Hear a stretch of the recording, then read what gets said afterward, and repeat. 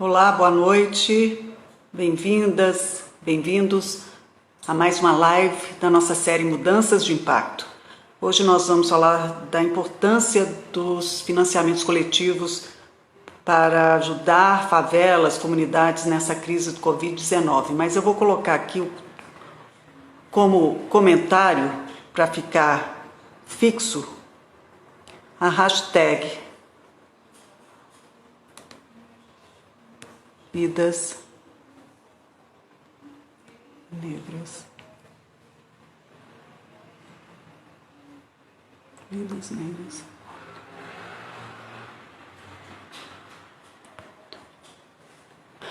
Nós vamos receber aqui um grande líder social, nosso parceiro Gilson Rodrigues já está aqui, já vou trazer ele para cá. Gilson, comerciantes de Paraisópolis, uma das maiores comunidades, favelas aqui de São Paulo, mais de 100 mil pessoas. Gilson, quanto tempo! Prazer vê-lo, prazer, obrigada por estar aqui. Muito obrigado, André. Muito obrigado pelo apoio, pela parceria, por abrir novamente aqui a rede do Cívico para que a gente possa falar. Acho que essa hashtag diz muito neste momento, né? Vidas Negras Importam. É o que nós temos feito aqui em Paraisópolis, é o que nós temos mobilizado. Acho que você puxar essa live agora neste momento com esse tema é fundamental, né? Poder abordar esse tema é fundamental. Exatamente, porque a gente tem uma conversa aqui que a gente tinha combinado, mas em função desse momento, eu acho que a gente tem que começar esse nosso papo, né, com essa revolta, com essa indignação, com esse clamor ainda maior por justiça e mudança. E por ações, como é que a gente pode, como sociedade, parar com esses absurdos, né? Vidas Negras Importam, vem do Black Lives Matter, né? Em consequência da onda de protestos que a gente está vendo aí nos Estados Unidos, em função da morte, né, do Floyd, e de um absurdo também que veio com um vídeo que agora a tecnologia está ajudando a mostrar, né, que existe sim racismo, que todo tempo a gente precisa combater, né? Não basta dizer que não é racista, tem que ser antirracista. E eu queria começar porque quando eu vi essas imagens, inclusive o João Pedro, todas essas cenas que se repetem, eu lembrei dos 9 jovens de Paraisópolis, né? Como é que ficou isso, Gilson? Porque isso foi antes da pandemia. E aí parece que as coisas vão, né, acontecendo, vão passando e não se fala mais sobre isso. Então, também em memória desses 9 jovens que foram mortos, né, em Paraisópolis, como é que está essa história, como é que ficou isso? Eu imagino que para você, esse momento, quando a gente lê Vidas Negras Importam, isso venha muito forte, né? Sim. Essa situação é muito difícil para a gente abordar esse tema. Nós temos vivido uma situação em que, no Brasil, nós estamos nos acostumando a ver uma violência policial, a ver uma violência do Estado. Hoje, por acaso, nós começamos hoje essa live fazendo 6 meses das 9 mortes que aconteceram em Paraisópolis, onde 9 jovens foram encurralados, pisoteados e assassinados, e até agora tem uma resposta efetiva em que a Corregedoria pediu o arquivamento do processo alegando legítima defesa. Então, a gente aceitar uma situação como essa, que essas famílias, assim como as famílias do João Vitor, assim como as famílias de tantos jovens que têm morrido diariamente no Brasil, aceitar que essas mortes aconteçam, que elas sejam em vão, é aceitar que a gente existe 2 Brasil. Um Brasil do Alphaville e um Brasil do Alfavela. Aquele exemplo, aquela cena em que mostra o empresário expressando a diferença de relação do Estado, que ali a polícia representa o Estado, entre o povo rico e o povo pobre, é um péssimo exemplo do Brasil.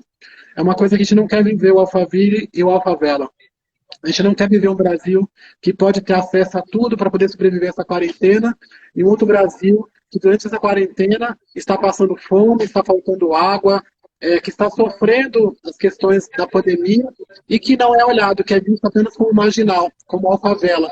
Então nós queremos mudar essa realidade. Os Estados Unidos, com essa morte lá, com esse assassinato que houve, ele tem dado um exemplo de mobilização. E o Brasil precisa deste exemplo para não deixar que essas mortes que têm acontecido diariamente sejam em vão. No Rio de Janeiro, ao invés de política pública, a política pública tem sido de matar. E aqui em São Paulo não tem sido diferente. A situação ela é complexa nas favelas do Brasil inteiro. O maior número dos índices de violência contra jovens, principalmente jovens negros, é muito grande. E se falar da violência policial é uma situação, mas pensar no Covid-19, da pandemia, se você olhar o recorte de mortes que estão acontecendo, são pessoas de favela que têm morrido. Então é uma situação bem complicada que nós precisamos investir em infraestrutura e não nos calar. Não podemos nos acostumar com a morte de jovens negros de periferia. E quando a gente fala de mortes por Covid, a maioria é nas favelas, né, começa a ser cada vez, né, isso a tendência, porque não há nenhum tipo de cuidado por parte do Estado, é que isso aumente, e é na população negra, sobretudo, assim como nos Estados Unidos. Você acha que essa onda de protestos, no qual você está vendo aí vários brancos, né, fazendo também, assumindo essa responsabilidade, né, sobre essa mudança acontecer? Eu vi uma foto incrível de policiais em Miami que se ajoelharam quando os protestantes chegaram, né, o grupo que estava protestando, eles se ajoelharam em apoio. Você acredita, você consegue ver isso aqui no Brasil? Eu acho que é um momento em que as pessoas têm que se unir e que a gente precisa sensibilizar cada vez mais o Estado e as pessoas. No final é todo mundo gente. Mas eu acredito que no Brasil a situação ela tem se agravado muito mais, porque existe uma política de Estado em alguns estados de matança do povo mais pobre, do povo negro. Então teríamos que fazer um processo muito mais de sensibilização, de manifestações, onde ficasse muito claro o que está acontecendo nas favelas. Essa situação, por exemplo, do Covid, ela evidencia muito a situação da falta d'água, da falta de infraestrutura e das mortes que vão acontecer. No que diz respeito à questão das mortes do povo negro, principalmente, há anos nós temos falado sobre isso e os índices só aumentam. Então, tem sido feito muito pouco para mudar essa realidade. Então, o povo precisa ir para a rua, o povo precisa se mobilizar, o povo precisa mostrar o que está acontecendo para que a gente haja uma sensibilização, porque tem muita gente que nós falamos e elas não acreditam. Então, é uma situação que eu tenho que sensibilizar. O Brasil é um país solidário, em que a sociedade tem se mobilizado neste momento, mas tem muita gente que só acredita vendo. Então, precisa mostrar mais essa realidade, que muitas vezes fica escondido na periferia, onde esses corpos não são revelados, onde essas mortes são forjadas, onde um jovem que trabalhador vira um criminoso do dia para a noite nas noticiários do jornal. Então, essa é a realidade. Então, eles criam uma situação, vira a realidade e a gente fica sem voz para poder nos proteger. Então, a vida numa favela como Paraisópolis, ela vale menos que uma vida em Alphaville. Será que é isso que nós queremos? Então, nós temos que mudar essa realidade urgente. E quando a gente fala de uma crise, que isso já existia, né, Gilson? Esse é o ponto, é como você falou, as mortes diárias de jovens negros, né? E ainda mais agora no momento que é uma crise inesperada no sentido sanitário, e que todo mundo, o mundo inteiro foi, né, abatido com isso. Então, claro que isso ganha uma importância maior, mas o fato é que já existia uma crise em Paraisópolis e em outros espaços, outros territórios que são colocados à margem, né? Então, a gente precisa olhar para esse momento e com esse foco, mas abrir um pouco, né, ou muito esse foco para entender que a gente precisa, não só quando passar a pandemia, mas isso entrar na pauta do dia a dia. E falando especificamente agora, que aí tudo fica mais evidenciado, como é que está sendo o trabalho, porque Paraisópolis está dando realmente um exemplo nesse combate ao coronavírus, né? Vocês têm saído em vários noticiários, exatamente por terem mostrado uma capacidade de organização e de combate a uma situação, um vírus tão difícil, né, de lidar, ainda mais num ambiente que você não consegue ter essa, pelo menos é o que mandam, né, higienização constante, né, das mãos e estar em espaços que você possa ficar com distanciamento social. E fala um pouquinho desse dia a dia, como é que vocês estão trabalhando isso? Ana Luísa, antes de falar sobre isso, eu queria dizer que com essa questão das mortes que tem acontecido na favela, que isso é uma coisa que é muito, muito grave, que continua, o maior exemplo é o caso das mortes de Paraisópolis, o Estado pedir e alegar legítima defesa com relação a essa situação. Outras mortes tiveram em Heliópolis e mesmo em Paraisópolis e nas favelas deste país.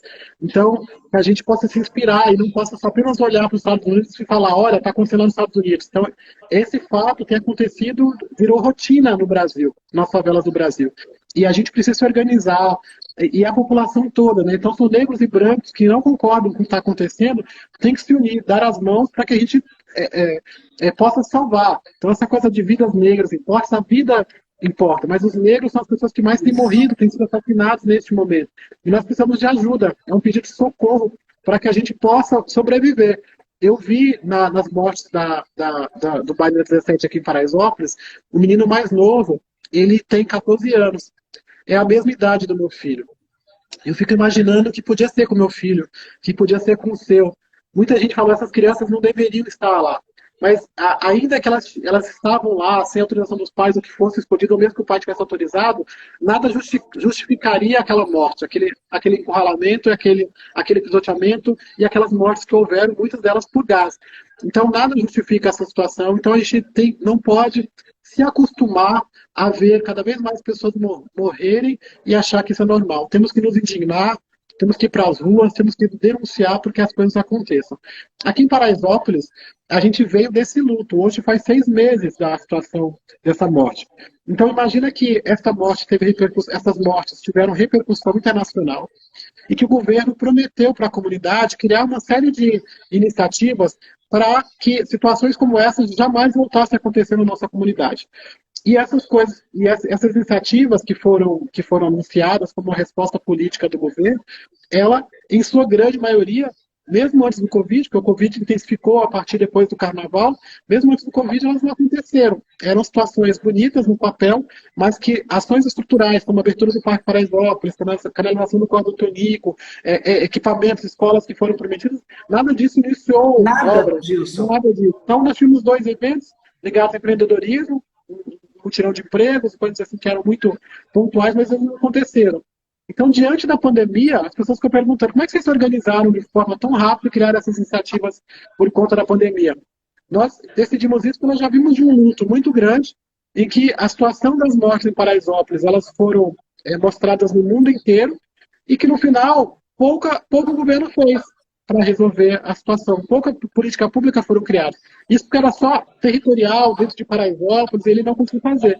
Então, diante da pandemia, que era uma questão mundial, e que o Brasil seria muito atingido, principalmente pela questão de infraestrutura, nós falamos, bom, se naquele momento o governo não fez, imagine agora. Então, temos que nos salvar, porque a situação é muito grave. E foi daí que nós separamos a comunidade em 3 grandes áreas, podemos dizer assim, na área de saúde, na área econômica, na área social, e pensamos em ferramentas para cada iniciativa, para que nós pudéssemos, diante de uma pandemia, que não poderíamos, inclusive, ter o direito de nos manifestar, porque seria, geralmente, quando tem alguma coisa aqui, a gente para a Giovanni Bronco, para a Avenida Morumbi, você faz a manifestação, e aí as pessoas não nos olham, pelo menos para falar mal. Neste caso da pandemia, nem isso poderíamos, porque estamos isolados de casa, não poderíamos sair. Então, nós resolvemos criar 12 iniciativas agora, que fazem frente a essa questão da pandemia, principalmente voltada através da organização da própria comunidade, em que o morador é agente da sua própria informação. Então, a cada 50 casas aqui em Paraisópolis, nós temos um voluntário, um morador, que é o presidente da rua. E aí, esse presidente da rua é o nosso governo. Porque diante da situação do Covid-19, nós não temos prefeito, não temos governador, não temos presidente, porque nenhuma política pública foi criada. Então, nós decidimos ter a nossa própria política pública, ter os nossos próprios presidentes, nossos próprios prefeitos, nossos próprios governadores de rua, que vão ajudar a população a resolver seus problemas. Maravilhoso.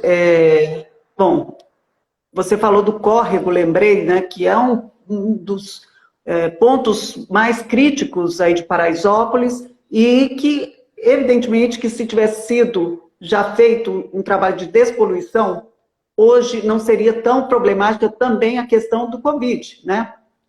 E como é que está isso, Gilson? Porque a gente se fala, eu sei que você está há muitos anos com esse projeto, né, que vive aí nessa tensão na própria comunidade, porque você se expõe, fala sobre avanços que acabam, como aconteceu nessa história também dos jovens que foram mortos e que o Estado falou que iria fazer, né, várias ações e que nada aconteceu. Como é que está a questão do córrego?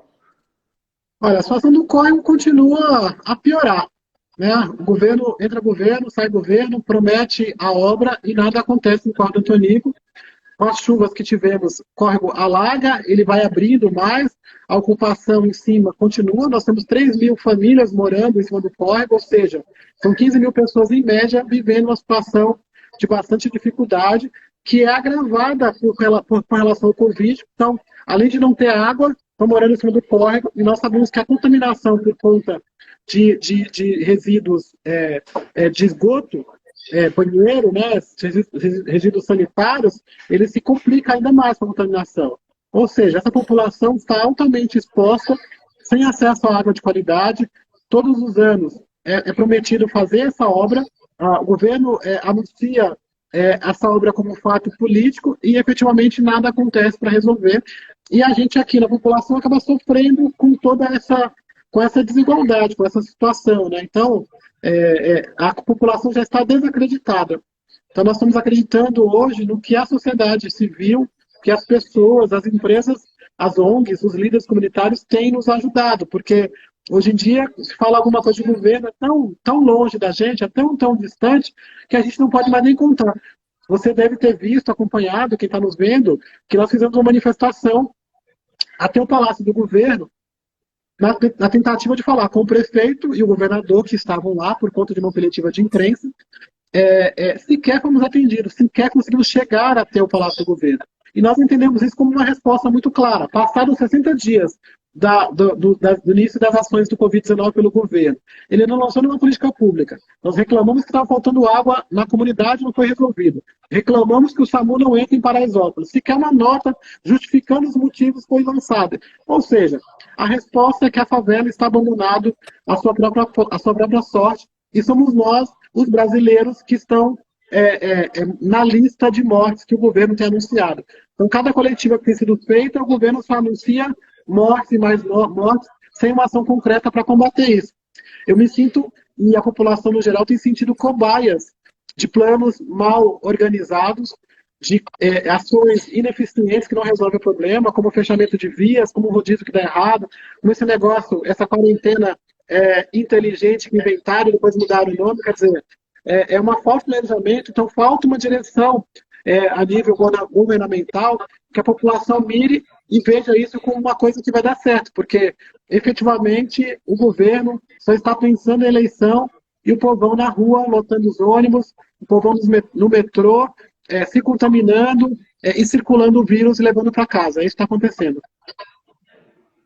Claro. E pensando como vocês foram, né, tão ágeis e conseguiram realmente montar um esquema para combater toda essa situação sem ajuda nenhuma, né? A gente sabe que isso Paraisópolis e outras favelas, comunidades que têm uma força aí de trabalho e de inovação.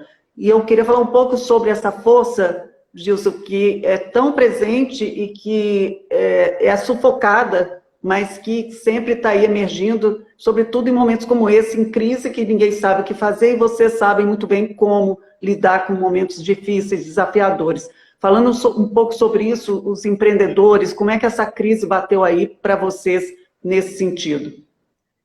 Olha, a crise do comércio, a crise dos empreendedores aqui em Paraisópolis, ela é uma situação muito grave, né? Paraisópolis, ela tem uma tradição de que diz respeito à organização e uma força muito grande através do empreendedorismo, que tem 14 mil pontos comerciais aqui em Paraisópolis, que emprega 21% da população. Então, imagina a situação do desemprego que se agravou, já era grave, se agravou ainda mais e atinge diretamente o nosso comércio e atinge também os trabalhadores informais, como os ambulantes, os autônomos, as diaristas, que ajudam na complementação de renda. Quer dizer, essas pessoas gastam aqui em Paraisópolis. Nós temos mostrado a partir do G10 das favelas, a favela como potência, que movimenta bilhões de reais no seu consumo interno. Esse consumo interno agora está bastante comprometido com diminuição de renda da população, com desemprego, e a população que antes consumia no comércio local está precisando de ajuda de alimentos para poder sobreviver. Então, o impacto com relação à economia vai ser ainda muito maior nas favelas que estavam empreendendo e sendo agentes da sua própria transformação, tendo em vista que se lançavam políticas para salvar os bancos, para salvar os aeroportos, para salvar os varejos. Mas um comércio que no Brasil fatura 120 bilhões, que é o comércio de favelas, 120 bilhões de reais circulou em 2019 dentro das favelas. Não está sendo pensado, não está sendo olhado, e aí liberam dinheiro para os bancos fazer pequenos empréstimos para os empreendedores. Só que aí cobra uma série de formalidades para um comércio que é informal. Ou seja, é para inglês ver. Esse dinheiro não é para emprestar os empreendedores, é para salvar de alguma forma os bancos.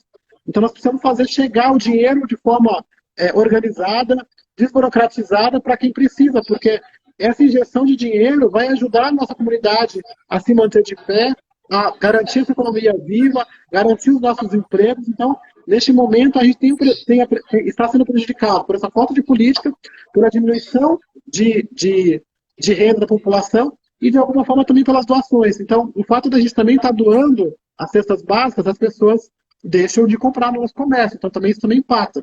Então, a pessoa opta em comprar outros produtos.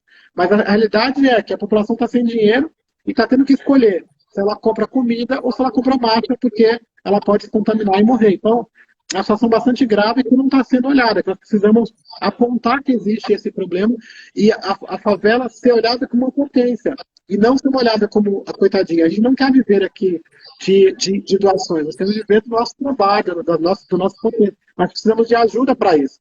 Aqui, por exemplo, nós criamos um programa para ajudar os diaristas, que foram uma das categorias que mais sofreram.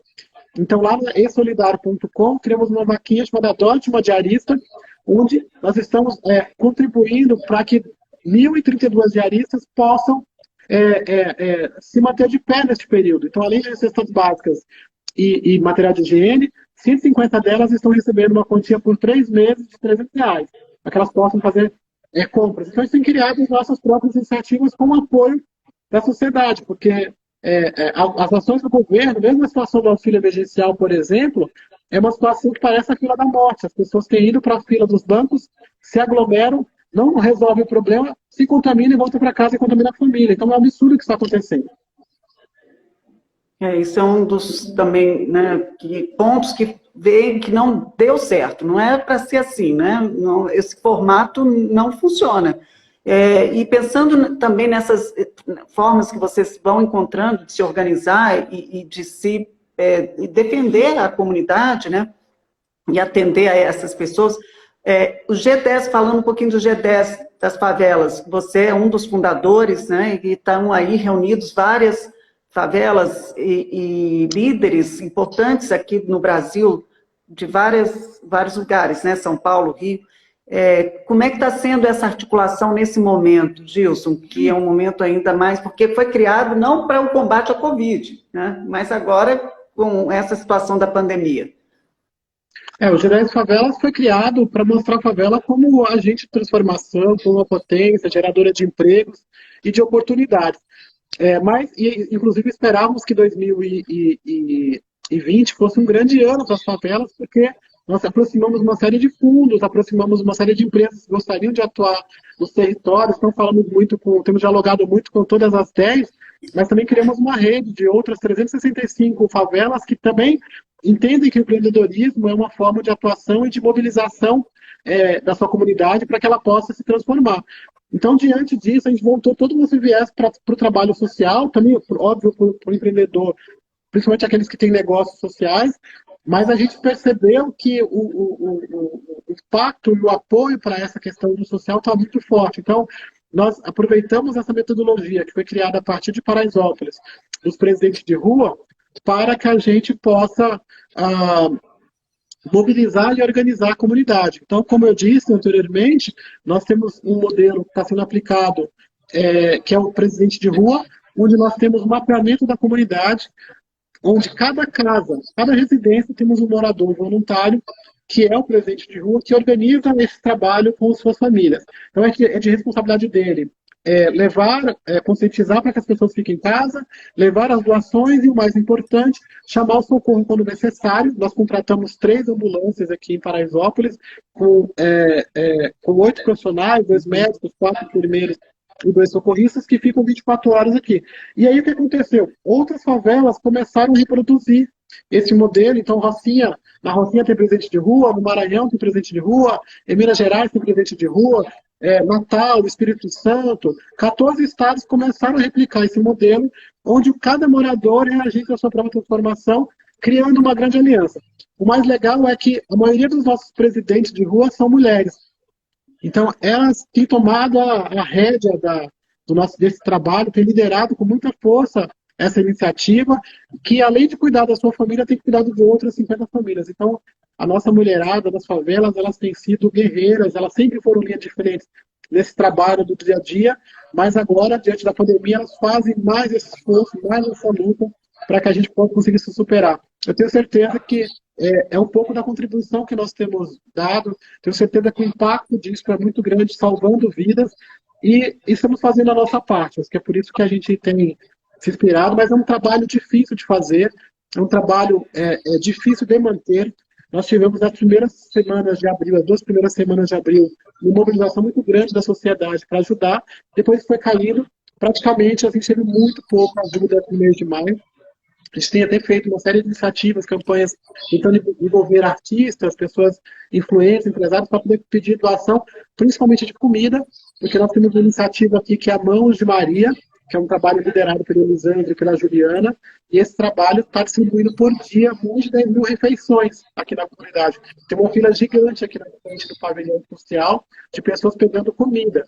Então, a comunidade, ela não quer viver de cesta básica nem doação de marmita. Então, se as pessoas estão vindo aqui fazendo fila, é porque realmente precisam. Então, você que pode ajudar, nós estamos precisando de ajuda de comida, principalmente carne para botar nas marmitas. Eu estive com a Elisandra, quer dizer, fizemos uma live e ela contou toda essa, né, sobre essa mobilização, as mulheres espetaculares, mas realmente agora, mais que nunca, porque tem um momento que parece que cai, né, um pouco essa preocupação, vai normalizando, né, normatizando isso como se fosse parte do dia a dia, essa quarentena, e, no entanto, ainda é muito crítico. E agora, cada vez mais, né, se a gente não realmente ajudar, e aí o que vem depois ainda é muito crítico, não é só nesse momento, nos primeiros meses, né? Então, a sociedade tem que continuar se apoiando para a gente poder passar por isso sem muitas perdas, né? Mais inteiros e mais unidos, mais conectados, né, Gilson? Nossa principal preocupação é a situação, a tensão social, né, que eu percebo que está por vir. As pessoas realmente começam a passar dificuldade, muitas pessoas pagam aluguel, ficaram desempregados, estão precisando de ajuda, e existe uma tensão social no Brasil, um bate-cabeça, uma falta de lideranças políticas, e daqui a pouco meu medo é as favelas serem acusadas de estar indo para a rua, de estar buscando comida, de ter um problema de saques, quer dizer, ter uma situação de tensão social que pode ficar agravada. Então, nós podemos, a sociedade, eu acho que não dá para contar mais com o governo neste momento, mas a sociedade pode ajudar a não deixar que o povo mais carente passe por essa dificuldade. Eu tenho dito sempre que não dá para a gente viver 2 Brasis. Um Brasil que tem acesso a álcool gel, a máscara, faz seu home office, a quarentena, e outro Brasil passando dificuldade.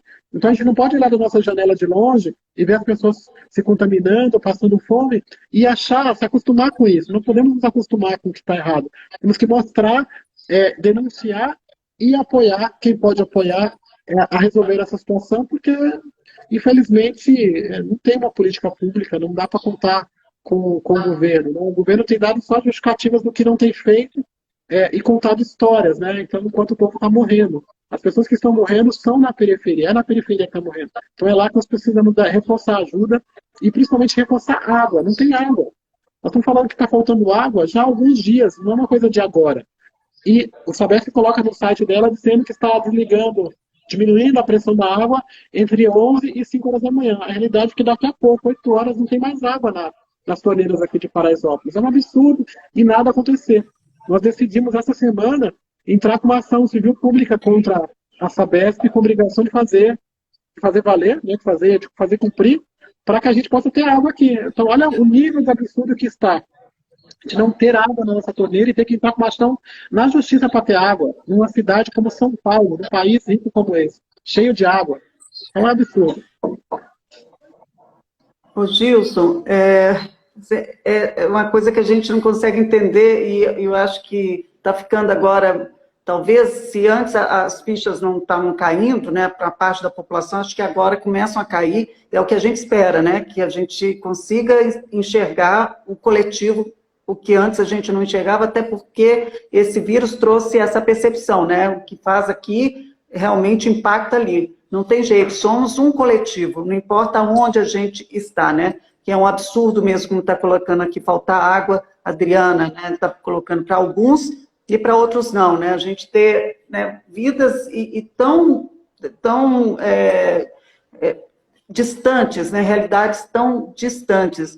E a sociedade civil tem um papel aí, né? Que a gente enxerga e que pode fazer a diferença. É isso que a gente muito no cívico fala, né? Que esse é um papel de cada um, como é que a gente pode realmente fazer essa mudança, criar essa oportunidade de mudança, e através de pessoas como você, Raul Santiago, no Rio de Janeiro, né, Elisandra Cerqueira, e tantos outros que a gente sabe que estão aí no fronte, e com todo um conhecimento, uma experiência que tem que ser levado em conta quando a gente está vivendo uma situação como essa. Imagine reunir vocês para, né, junto com os poderes, poder dizer o que a gente tem que fazer para conter essa situação, porque você sabe, né, o que é preciso fazer.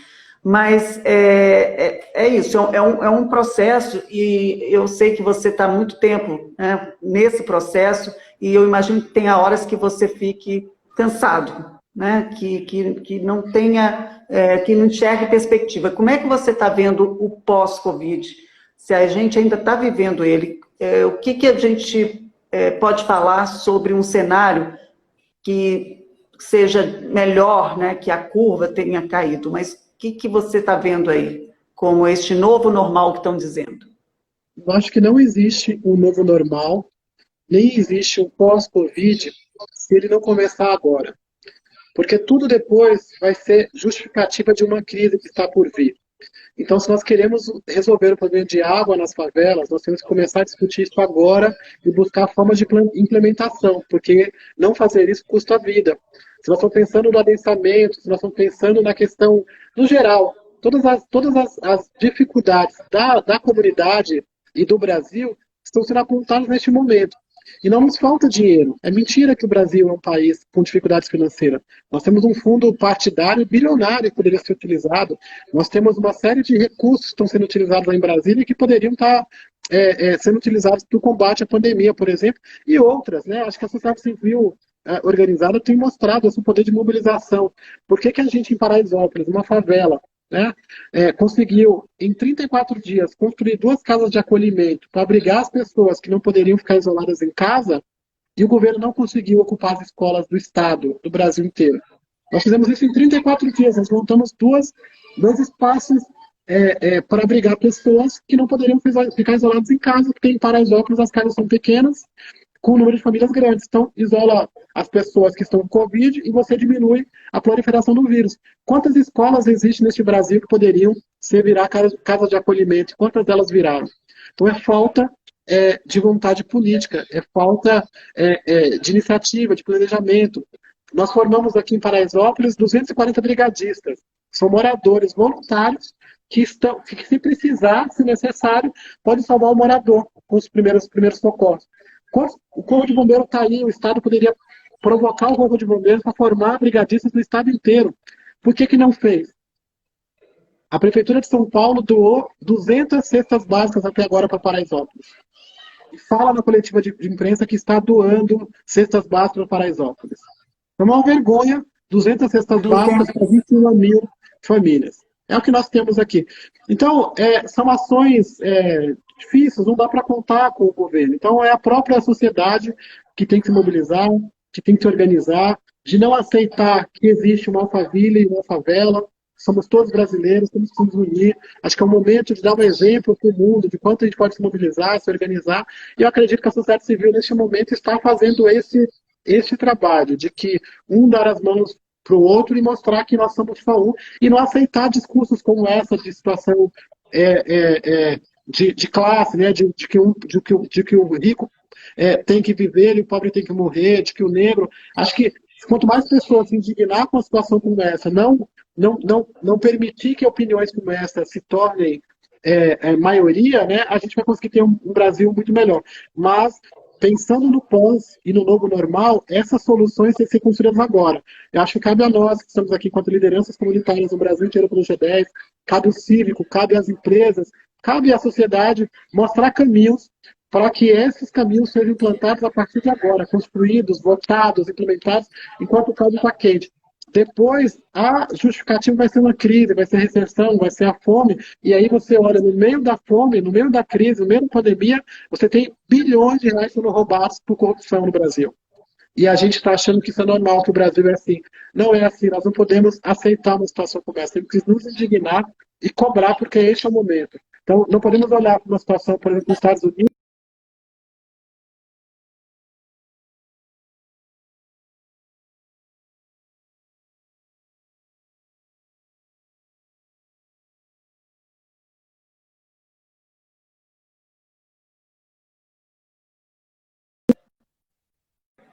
Para mim deu uma congelada, mas eu queria pegar do que você falou, do governo, da sociedade civil. Quanto tempo a gente tem aqui ainda, né?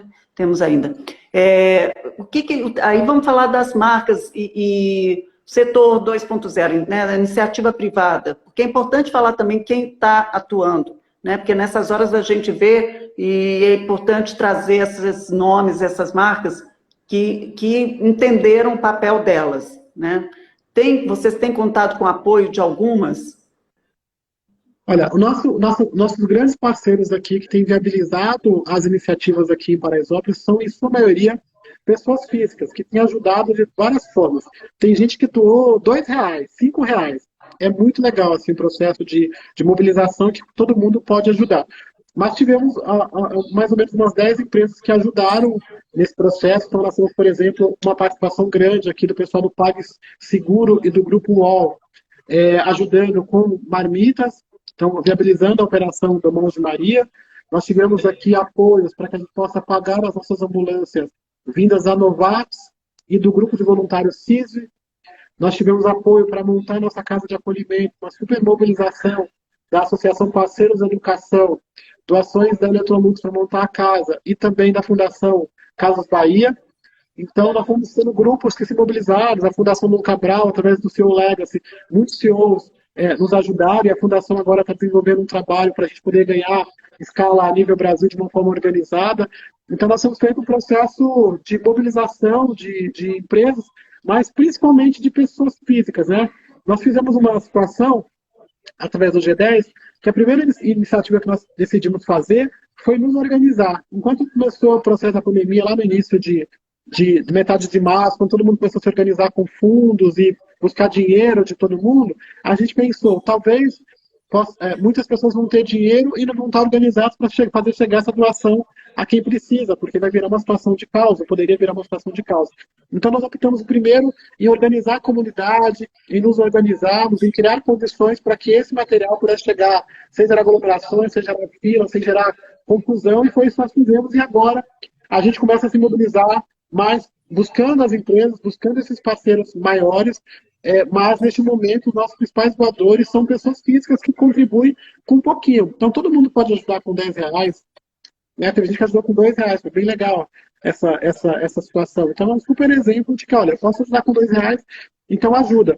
Então, mas eu acredito que nossa principal ajuda neste momento, além de doações de alimentos, nós estamos precisando bastante, é cobrar para que o governo faça essas coisas, né? Então, que não deixe as favelas sozinhas na sua própria sorte. É importante que a sociedade civil se mobilize, mas é importante que o governo também dê uma resposta diante dessa situação, porque nós temos um Estado no Brasil, e o Estado é rico. Por mais que a gente apresente a situação da crise, o Estado brasileiro é um país rico, que pode ajudar as pessoas mais pobres nesse momento. Aqui as pessoas estão comentando, a Janine Rodrigues, que é empreendedora, né, fundadora da Piraporeando, residente lá do CIF, falando surreal e vergonhosa a postura do governo, né? É nós por nós, porque acaba ficando todo mundo a própria sorte, né? Sendo que nem tanta sorte, na verdade, é contar mesmo com o apoio do outro, né? E aí, estou lendo aqui porque é um momento também que a gente precisa desabafar, precisa colocar para fora, né? E entender que existe o que você falou, assim, vidas em jogo, né? Quer dizer, a gente está falando aqui vidas negras importam porque são as que estão mais em jogo, estão mais vulneráveis, né? E a grande maioria dos problemas, a Janine está colocando aqui, né? Na periferia, exatamente anterior à pandemia, né? Já está sofrendo há muito tempo, quer dizer, como é que você ainda, nesse momento, ainda tem que sofrer mais, já não basta o que já vive, né, num dia a dia.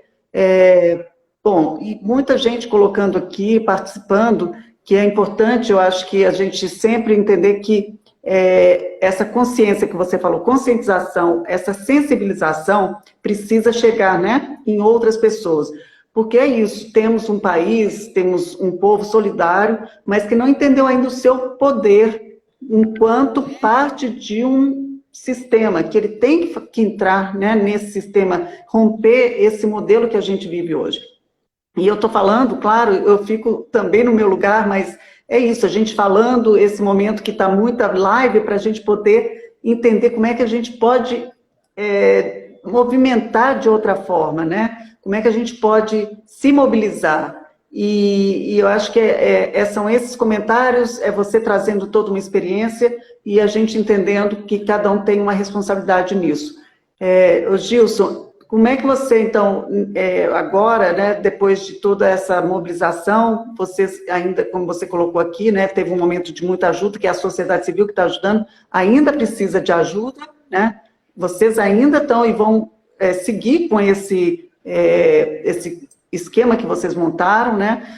Não tem uma perspectiva imediata de mudança, pelo que eu entendo, né? Nós quando começamos a fazer o trabalho, nós imaginávamos também que em 3 meses nós estaríamos num processo de desmobilização. Mas o que nós estamos percebendo é que a situação da crise, ela não está nem no início ainda, né? Então, soma-se a isso uma crise política.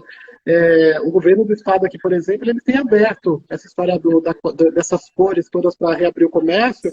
Eu entendo essa questão da economia, mas o fato é que esta economia está sendo aberta a custo de muitas vidas. A situação tende a se agravar, a recessão também vai aumentar, então nós estamos planejando agora que essas iniciativas devam durar pelo menos até dezembro. Então, é uma situação complexa. E, ao mesmo tempo, que é muito caro manter. Eu tenho 10 mil marmitas fabricadas por dia. Nós estamos distribuindo, por semana, 22 mil máscaras fabricadas pela própria comunidade, que são essas máscaras do projeto Costurando Sonhos Brasil. Então, precisamos continuar fabricando as máscaras. Continuar com esse trabalho. Nós fomos procurados agora, por exemplo, por um grupo de imigrantes e pessoas refugiadas que já estavam numa situação bastante complicada agora e criamos uma iniciativa de apoio aos migrantes e os refugiados no Brasil, para que a gente possa também apoiá-los nesse contexto que a gente está passando fome. Então, olha. Mas eles estão aí em Paraisópolis? Eles fazem parte da comunidade de Paraisópolis? Temos moradores de Paraisópolis, mas temos uma comunidade de pessoas haitianas, nós temos uma comunidade de peruanos, bolivianos. Então, vários grupos têm nos procurado a partir das iniciativas para pedir ajuda de como se organizar, de como mobilizar pessoas. Então, a situação deles já era muito grave. Imagine agora nessa situação. Criamos até uma campanha de financiamento coletivo para poder ajudar a mobilizar recursos para doar cestas básicas, para doar kit higiene, para doar dinheiro, para que eles possam também, nessa pandemia, não ficarem abandonados, sem pátria. Olha que situação, né? Porque eles não têm acesso a uma série de direitos, né? Mesmo auxílio emergencial, que alguns tinham direito, não conseguem tirar.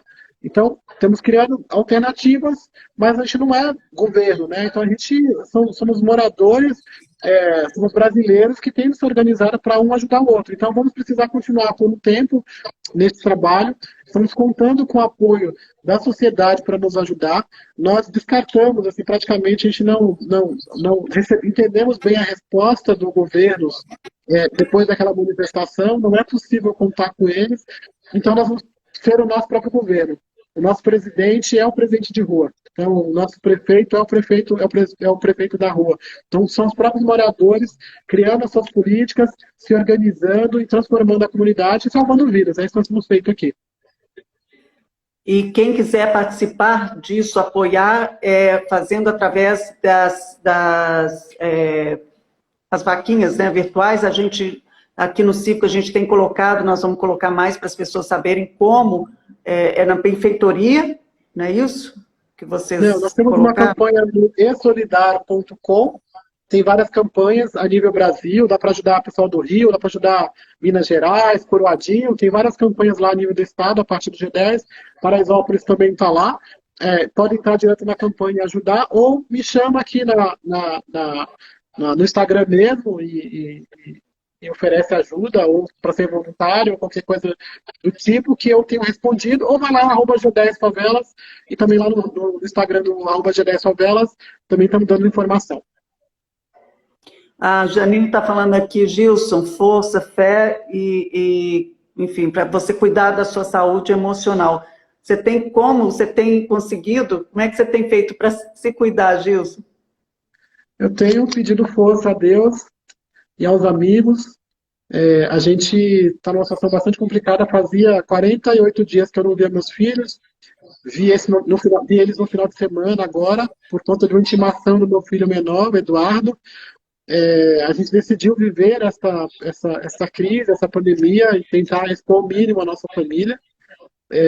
Temos podido contar com o apoio de muitos amigos, tem vários amigos aqui ouvindo e participando desse trabalho. Eu acho que é um momento, é muito difícil manter a cabeça equilibrada, mas eu tenho buscado, porque aqui, por muitas vezes, nossa ação se confunde com uma ação do governo, e nós não somos governo, nós não temos a caneta na mão, né? Nós somos pessoas que estão buscando criar soluções entre nós, para que a gente crie uma grande rede de solidariedade e de apoio. Então, quando acontece uma morte aqui de alguém, a família está muito próxima e a gente sente a dor, como a gente sentiu dos 9 mortos no baile 17. Eu chorei como se fosse uma pessoa da minha família.